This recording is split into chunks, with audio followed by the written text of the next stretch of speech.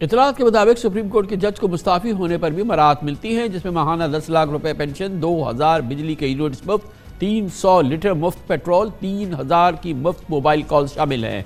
दिलचस्प बात यह भी है कि सुप्रीम कोर्ट के दूसरे सीनियर तरीन जज और अगले चीफ जस्टिस ऑफ पाकिस्तान जनाब जस्टिस एजाजुल अहसन ने पिछले माह चीफ जस्टिस काजी फाइज ईसा को खत लिखकर जस्टिस मज़ाहिर नकवी केस से मुतालिक बेंचेस की तश्कील पर बाकायदा एतराज़ात उठाए थे।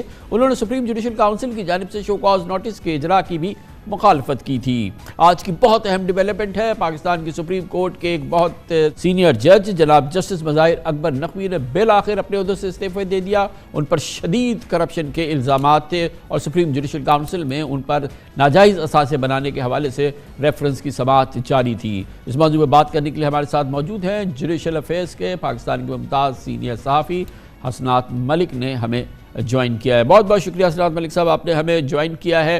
पाकिस्तान की जुडिशल तारीख वैसे तो गैर मामूली वाक़यात से भरी हुई है। सुप्रीम कोर्ट के जज पर भी करप्शन का इल्ज़ाम लगना और फिर उनको अपना इल्ज़ाम के इस पस मंज़र में अपने ओहदे से मुस्ताफ़ी हो जाना, ये अपनी नौइयत का पहला वाक़या तो नहीं है। जी बिल्कुल कमरान साहब, ये पहला वाक़या नहीं है। इसके अलावा आपने देखा कि एक जज का पनामा लीक्स में भी नाम आया था, उनके ख़िलाफ़ भी ट्रायल चल रहा था। जब ट्रायल कंक्लूड होने के करीब था तो उन्होंने भी रिज़ाइन दे दिया था। इसके अलावा और भी कई मिसालें मौजूद हैं। सुप्रीम कोर्ट में के किसी जज को अभी तक सुप्रीम जुडिशल काउंसिल से फारिग नहीं किया जा सका। वजह यह है कि जब भी किसी जज के ख़िलाफ़ कार्रवाई होती है तो वो जज जो है वो इस्तीफ़ा दे देता है। और कानून ये है कि आर्टिकल 209 जो है वो रिटायर्ड जज पे अप्लाई नहीं होता। तो अब ये है कि जो जस्टिस मज़ाहिर के ख़िलाफ़ 10 चार्जेस हैं, उन पे अब उनके ख़िलाफ़ जो सुप्रीम कोर्ट की जजमेंट के मुताबिक कार्रवाई नहीं हो सकती। ये अलहदा बात है कि कल चीफ जस्टिस काजी फैसा जब इस मामले को देखेंगे सुप्रीम जुडिशल काउंसिल का अगर इजलास होता है तो वो हम देख रहे हैं कि वो तो अनप्रेसिडेंटेड ऐसी मिसालें कायम कर रहे हैं और वो इस मामले को देख सकते हैं। लेकिन सुप्रीम जुडिशल काउंसिल जो है वो सुप्रीम कोर्ट के आर्डर की पाबंद है और इस वक्त जो आर्डर इन फील्ड है उसमें यह है कि आर्टिकल 209 जो है वो जो सुप्रीम जुडिशल काउंसिल वो रिटायर्ड जज के ख़िलाफ़ कार्रवाई नहीं कर सकती। लेकिन एक बात बड़ी वाज़ेह है कि जस्टिस मज़ाहिर जो है अगर उन्होंने रिज़ाइन देना था तो साबिक चीफ जस्टिस उमर अता बंदयाल के ही टेनोर में दे देते।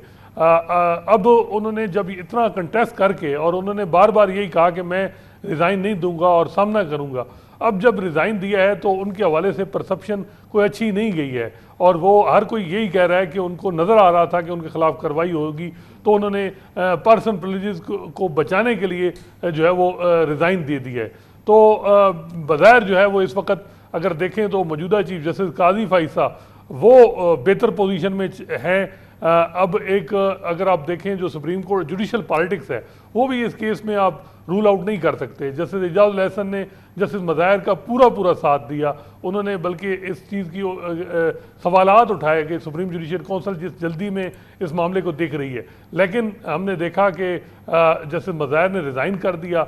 अब वो कैंप जो साबिक चीफ जस्टिस उमर अता बंदयाल का कैंप हम जाना जाता है, अगर आप मैं इसी तरफ आना चाह रहा हूँ कि जब आप कैंप की सियासत सुप्रीम कोर्ट के अंदर कैंप्स की तकसीम की जब हम बात करते हैं तो इस डेवलपमेंट के बाद वो कैंप जिससे बिलोंग करते थे जस्टिस मज़ाहिर नकवी, वहाँ पे क्या रद्द अमल होगा? क्योंकि एक कैंप का एक इम्पॉर्टेंट जो शख्सियत है वो अब उसमें नहीं रही और जो तकसीम रही है सुप्रीम कोर्ट में इस वक्त बेंच में, वो उसके क्या असरात हम आगे आने वाले दिनों में देखेंगे? क्योंकि अभी भी बहुत ही इस वक्त डेलिकेट, बहुत ही सेंसिटिव माहौल है इस वक्त फ़ैसलों के हवाले से, सियासी माहौल के हवाले से, इलेक्शन के हवाले से। अंदरून सुप्रीम कोर्ट जो है ये जो डेवलपमेंट हुई है, मज़ाहिर नकवी साहब की रुखसती हुई है, इसके क्या असरात होंगे? देखिए कमरान साहब, जस्टिस एजाजुल अहसन जो अभी जिन्होंने फ्यूचर के चीफ जस्टिस होंगे, जैसे मुनीब अख्तर, जैसे आयशा मलिक, जैसे शाहिद वहीद, ये चारों फ्यूचर के चीफ जस्टिस हैं। इसमें कोई शक नहीं है कि जस्टिस मज़ाहिर की रिजिग्नेशन के बाद वो डिफेंसिव पोजीशन में चले गए हैं। जस्टिस काजी फैसा और उनके कैंप को इस वक्त बहुत एडवांटेज हासिल हो गया है।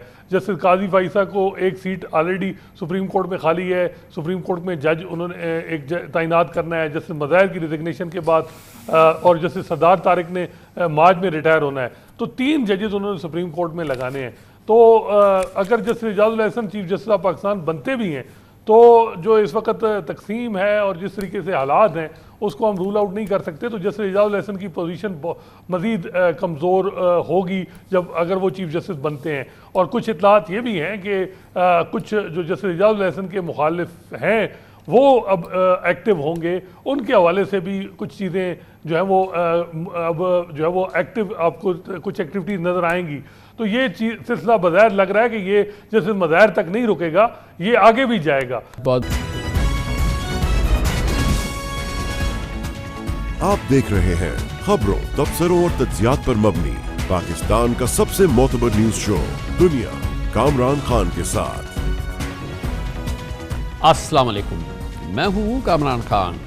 मुल्क की सबसे बड़ी अदालत सुप्रीम कोर्ट ऑफ पाकिस्तान से गैर मामूली खबरें आने का सिलसिला जारी है। आज सुप्रीम कोर्ट के जज जस्टिस मज़ाहिर अकबर नकवी ने अपने ओहदे से इस्तीफा दे दिया। जस्टिस मज़ाहिर नकवी को सुप्रीम जुडिशल काउंसिल में करप्शन इल्ज़ामात पर रेफरेंस का सामना था, जिसमें उनके खिलाफ नाजायज़ असासों से मुताल्लिक़ इल्ज़ामात थे, जबकि उनकी एक मुबैना ऑडियो भी सामने आई थी। जस्टिस मज़ाहिर ने हमेशा इन इल्ज़ामात को बेबुनियाद करार दिया। ताहम आज सदर ममलिकत को भेजे गए अपने इस्तीफे में लिखा कि मैंने लाहौर हाई कोर्ट और सुप्रीम कोर्ट में फ़राइज़ अंजाम दिए। मौजूदा माहौल में मेरे लिए बतौर जज काम जारी रखना नामुमकिन है। आज ही जस्टिस मज़ाहिर नकवी ने सुप्रीम जुडिशल काउंसिल के शो कॉज नोटिस का तफसीली जवाब भी जमा कराया, जिसमें खुद पर आयद इल्ज़ामात की तरदीद की। और उसमें लिखा उन्होंने कि कभी भी मैंने इख्तियारात का नाजायज़ इस्तेमाल नहीं किया और ना ही मिसकॉन्डक्ट का मर्तकिब हुआ हूँ।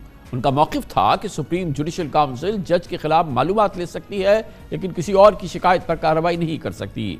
गुज़िश्ता रोज़ जस्टिस अमीनुद्दीन की सरबराही में जस्टिस जमाल खान मंदोखेर और जस्टिस मसरत पर मुश्तमिल सुप्रीम कोर्ट के 3 रुकनी बेंच ने जस्टिस मज़ाहिर नकवी की सुप्रीम जुडिशल काउंसिल की कार्रवाई रोकने की दरख्वास्त मुस्तरद कर दी थी। जस्टिस नकवी ने 30 नवंबर को सुप्रीम जुडिशल काउंसिल के जारी करदा 2 show cause notice supreme court में चैलेंज कर दिए थे और उन्हें कलअदम करार देने की सदा की थी।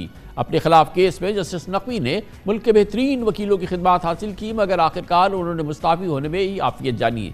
इस्तीफे के बाद कानूनी माहिरीन में बहस छिड़ गई कि क्या इस्तीफे के बाद जस्टिस मज़ाहिर नकवी के खिलाफ सुप्रीम जुडिशल काउंसिल का रेफरेंस ख़त्म हो जाना चाहिए या उसे मंतकी अंजाम तक पहुँचाना चाहिए। जस्टिस मज़ाहिर नकवी के खिलाफ शिकायत जमा करने वाले वकील मियाँ दाऊद का कहना है कि करप्ट जजेस को सज़ा मिलनी चाहिए।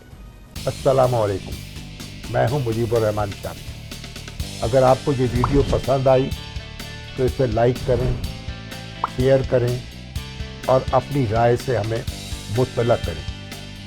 कमेंट्स लिखकर कमेंट्स सेक्शन में भेज दें और ताज़ा तरीन खबरों, बेलाग तबसरों और जानदार तज्जियों के लिए दुनिया न्यूज़ का यूट्यूब चैनल सब्सक्राइब करें। फ़ौरन